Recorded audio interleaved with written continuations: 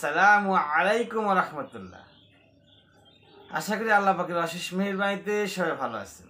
দোয়া, আমরা তো দোয়া করেই থাকি, হওয়ার হামেশা আমরা দোয়া করে থাকি, কিন্তু আমাদের সেই দোয়াগুলো কবুল হয় না। দোয়া কবুলের ছোট্ট একটি টিপস আছে।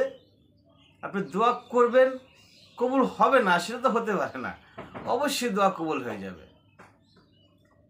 ছোট্ট একটি শব্দ, আল্লাহুম্মা গফিরলি, আল্লাহুম্মা গফিরলি, এই ছোট্ট একটি শব্দ কয়েকবার পাঠ করুন, তারপরে আল্লাহর কাছে দোয়া করুন, যা চাইবেন আল্লাহ তাই দিয়ে দেবে।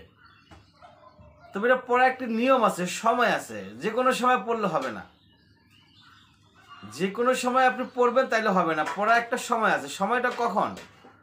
সময়টা হচ্ছে রাতের বেলা। এ ব্যাপারে দুটি হাদিস আসছে।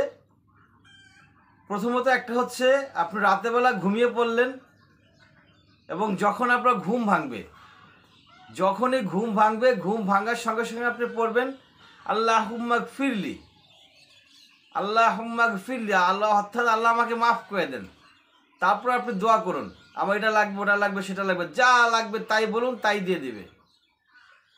তো এই হাদিসটার মধ্যে একটু সমস্যা আছে, সেটা হচ্ছে যে একই রকম আরও একটা হাদিস, শেষের অংশটা মিল আছে, প্রথম অংশটা মিল নাই। প্রথম অংশে এখানে কিছুই বলা হয় নাই। পরবর্তী যে হাদিসটা সেটার হচ্ছে প্রথম অংশ যেটা, সেটা আপনি যখন ঘুমাবেন, ঘুমানোর আগে অবশ্যই পবিত্র হয়ে ঘুমাতে হবে। ঘুমানোর আগে অবশ্যই কি করতে হবে? পবিত্র হয়ে, অজু করে পবিত্র হয়ে ঘুমাতে হবে। এবং আপনি যখন ঘুম ভাঙবে আপনার ফজরের আগে, ফজরের নামাজের জন্য যখন উঠবেন, ঘুম ভাঙবে, ওই টাইমে ঘুম থেকে উঠেই আপনি পড়বেন আল্লাহুম্মা গফিরলি, আল্লাহুম্মা গফিরলি, আল্লাহুম্মা গফিরলি, এবং তারপরে আপনি আল্লাহর কাছে দোয়া করুন, যা চাইবেন ইনশাআল্লাহ তাআলা মহান রব্বুল আলামিন আপনাকে তাই দিয়ে দিবেন। এই হাদিস সম্পূর্ণ সহিহ, এতে কোনো ভুল নাই। তার মানে আল্লাহুম্মা গফিরলি, আল্লাহ আমাকে মাফ করে দিন, আল্লাহুম্মা গফিরলি, আল্লাহ আমাকে মাফ করে দিন, তারপর আমি চাইবো আমার কি প্রয়োজন আছে।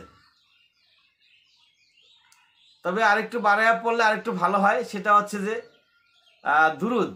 যে কোনো দোয়া, যে কোনো দোয়ার পূর্বে আমরা অবশ্যই দুরুদ পাঠ করব।